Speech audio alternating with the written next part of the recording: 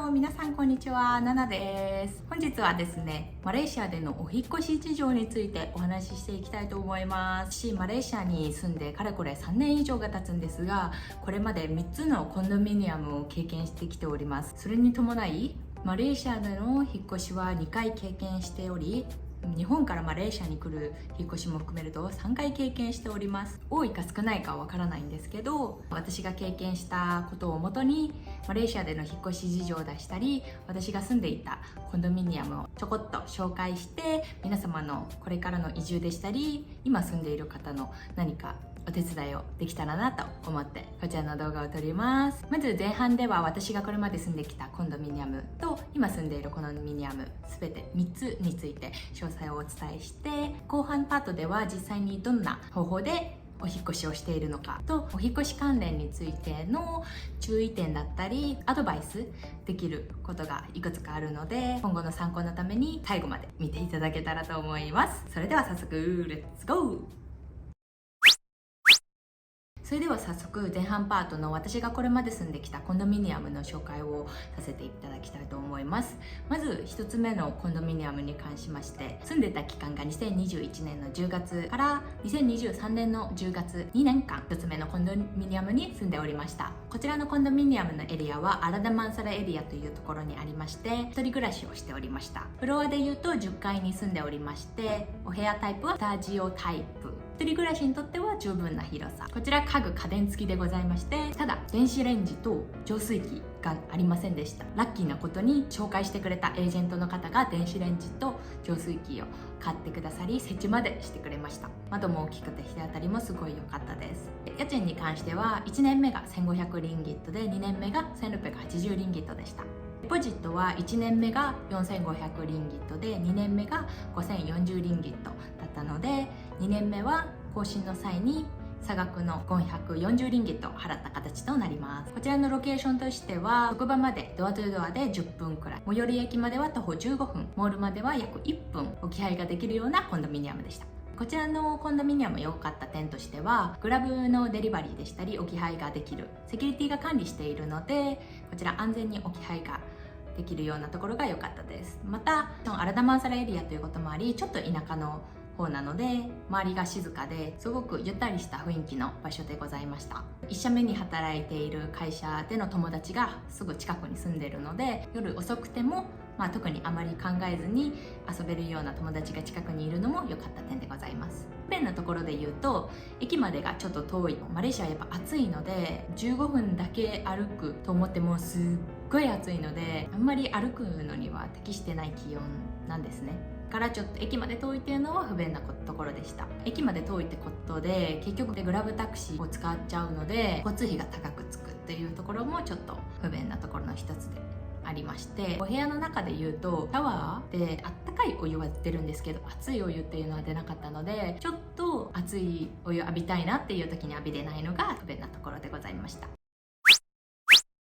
それでは2つ目のコンドミニアムでございます。こちら住んでた期間が2023年の11月から2024年の9月まで10ヶ月住んでおりました。こちら契約期間は1年だったんですけど、オーナーが部屋を売るということで契約満了前に退去した形となります。こちらはオーナー理由のための退去なので、デポジットはもちろん全部返ってきました。エリアは KL エリアになります。2つ目のコンドミニアムからは2人暮らしをしておりまして、フロアは10階となります。お部屋タイプは1+1という形で、大きなメインベッドルームが1つと、そんなには大きくないけど1部屋ありました。こちらは家具家電付きでございまして、ただ電子レンジと浄水器は前のお家から持っていきました。でこちら日当たりに関しては窓がちょっと小さいっていうのと、方角があんまり良くなかったのか、日当たりと風通しはすごく悪かったです。で家賃に関しては2200リンギット、1人当たり1100リンギットで一番安く住めました。でデポジットが5500リンギットで、1人当たり2750リンギットで、こちらのロケーションとしては職場までドアトゥドアで約30分、最寄り駅までは徒歩8分、モールまでは徒歩1分、置き配はできませんでした。こちらのコンドミニアムの良かったこととしては、駅とモールが直結しているので、雨の日とかでも濡れずにモールでしたり駅に向かうことができるのはすごいいいことでした。あとコンドミニアムの近くで毎週金曜日ナイトマーケットを行っていたので、そのナイトマーケットは結構お気に入りでよく行ってました。不便だったことは置き配ができないので、絶対自分が家にいる時に受け取れる状態の時にお願いしないといけないっていうのがちょっと不便なことでした。日当たりと風通しが良くないっていうのもちょっと残念なとこで、シャワーで熱いお湯は出ないっていうのは残念だったなってところでございます。それでは3つ目、今住んでいるコンドミニアムについてでございます。住んでいる期間は2024年の9月から今もです。1年契約をしているので、最低でも来年の9月までは住む予定でございます。エリアは KL エリアで、こちらも同じく2人暮らしをしております。フロアは 33A 階ということで、34階ですね。かなり結構上なお部屋なので、見晴らしはいい、景色はいいようなお部屋になっております。で、お部屋タイプが2ベッド2バスルームということで、2つお部屋が、大きなお部屋がありまして、2つタワートイレがあるというような感じでございます。家賃が2780リンギット、1人当たり1390リンギットで、こちらのお家は Wi-Fi 付きでございます。デポジットは9030リンギットで、1人当たり4115リンギットでした。で、職場まではドアトゥードアで約20分、早くて15分で着く時もあります。最寄り駅までは徒歩3分、モールまでは徒歩1分、置き配は可能でございまして、こちらは最近一部セキュリティが管理するような置き配システムになりました。こちらのコンドミニアムの良かった点としては、日当たりと風通しがすっごくいいことですね。窓も大きくて日当たりもいいので、空気の入れ替えがすごく簡単にできるっていうのがすごいいいところですね。ただこちらのコンドミニアムは最近できたコンドミニアムで、比較的全体的にファシリティとか含め全部綺麗ですね。今まで住んできたコンドミニアムで一番気に入っているコンドミニアムでございます。不便な点としては、駅とモールが直結でないので、雨の日とかに傘を差していかないといけなかったりするのがちょっと不便だなって思います。このコンドミニアムもシャワーの熱いお湯は出るんですけど、水圧があんまり強くないので、そこに関してはちょっと全部のコンドミニアム同様、シャワーにはちょっと難がありって感じですね。それでは後半の実際にどのように引っ越しをしてきたのかをお話ししていきたいと思います。私がこれまでしてきた引っ越し方法はララムーブを使ってお引っ越しでございます。マレーシアに住んでいる人はもう知っているのかとは思うんですけど、マレーシアにはララムーブという配達をしてくれるサービス、トラックと運転手だけ借りるみたいなサービスがあって、こちらを利用しております。段ボールとかはラザダとかショッピーとかで事前に購入をしておいて、パッキングとかもしておきます。マレーシアでの引っ越しは基本的にコンドミニアムに家具家電付きのお部屋が多いので、大きな荷物を運ぶことがあまりないので、日本みたいに引っ越し業者には頼まないイメージです。で、日本の引っ越し業者に頼むとすごい万単位で絶対かかるっていうイメージがあって、引っ越しだけでもすごいお金かかることなんだなって日本ではすごく思ってました。私たちの場合は2往復して合計120リンギットでした。日本円で言うと5000円かかったかかかってないかくらいですね。たまたま今回のお引っ越しの時はララブーブの運転手さんがすごく優しかったみたいで、荷物をトラックからお部屋まで運ぶのを手伝ってくれたらしいです。全員が全員手伝ってくれるわけじゃないので、そこはご注意ください。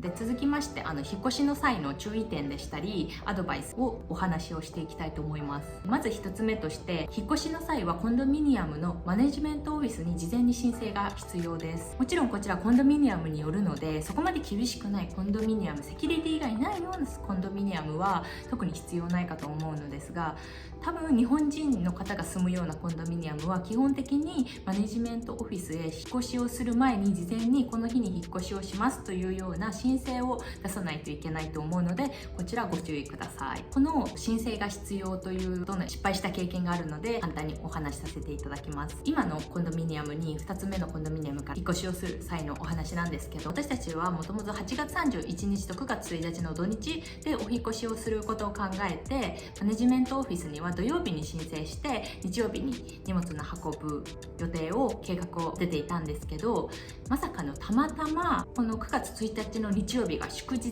でして、祝日は引っ越し業者とかの運搬作業が禁止されているというコンドミニアムだったんですね。その時は急いでオーナーに連絡して、9月2日の月曜日に廃墟をずらしてもいいかを了承を得ろって言われたので、了承を得て月曜日に相方の方に頑張って一人で運んでもらう、引っ越し作業をしてもらうっていうような流れになりました。もともと土日でできる予定だったので、もちろん私も一緒にするつもりだったんですけど、緊急事態のためで私はお手伝いができなかったっていうエピソードがあるので、コンドミニアムにもよると思うので一概には言えないのですが、できるだけ前もって申請をしておいて計画を立てていく必要があるということを頭に置いておいていただけたらなと思います。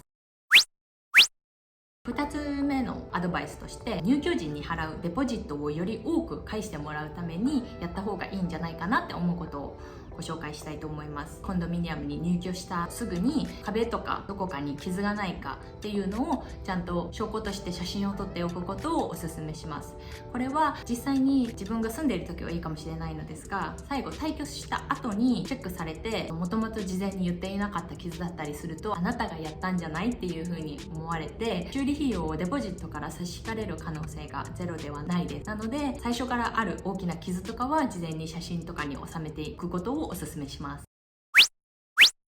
退去直前に掃除するかしないかは個人の自由なんですけど、できるだけきれいにして退去した方がデポジットが高く返ってくる可能性が高いので、個人的には掃除をして退去することをおすすめします。基本的に日本人は汚く荒く使う人は多くはないと思うので、普通にいつもやっている掃除をやって出ていけばいいと思います。どうしても自分で掃除をしたくないっていう方は掃除代行というものがあるので、そちらに依頼してお願いするのも一つだと思うんですけど、私は頼んだことがないのでちょっと相場感が分かりません。すいません。ネットとかで調べたら多分出てくると思うのでお調べくださいませ。掃除関連で言うと、エアコンの掃除は絶対必須でございまして、基本的に1年に1回はエアコンの掃除を行わなければならないというふうに聞いてます。このエアコンの掃除はやっぱ素人では難しいところがあるので、私は業者にいつも頼んでおります。で、私が実際にずっと使っている業者さんはアククール・エンクール・エンジニアリング・エアコン・サービス・インストレーション・リペアっていうすごく長い業者さんで、ここにずっと私は依頼してます。他の業者とあんまり比べたことがないのでわからないんですけど、値段も別にそんなにめっちゃ高いっていうわけではなく、かつ掃除もちゃんと綺麗にやってくれるので、私はいいなと思ってずっとお願いしております。あと、このエアコンの掃除の依頼の時にもマネジメントオフィスにこの日にエアコンの掃除の業者が来ますみたいなことを申請しないとできなかったりするようなので、依頼する時はマネジメントオフィスに一度確認をしておいた方がいいと思います。最後も掃除関連なんですけど、私はマレーシアに来て自分のカーペットを IKEA で買ったんですね。このカーペットをずっと今も使ってるんですけど、カーペットも定期的に掃除をするようにしていて、引っ越しをするたびに洗ってます。このカーペットの掃除の依頼はクリーンアジアサービス、ここのところにいつも依頼してて、ここのサービスは依頼したら前のお家にピックアップをしてくれて、洗ってデリバリーを新しいお家の住所にしてくれるので、すごくこれはありがたいサービスだなと思って利用させてもらってます。カーペットを洗ってくれる業者なんて多分いっぱいあると思うんですけど、私が今使っている業者は頑固な汚れすぎて取れなかったりした場合は、すいませんここが取れませんでしたっていうのを写真付きで WhatsApp 正直にしてくれるし、実際に洗った後のカーペットの香りとか洗いたての匂いすごいいい匂いだから、私はそこがすごい気に入ってその業者に依頼をしております。というような感じで、今回私が住ん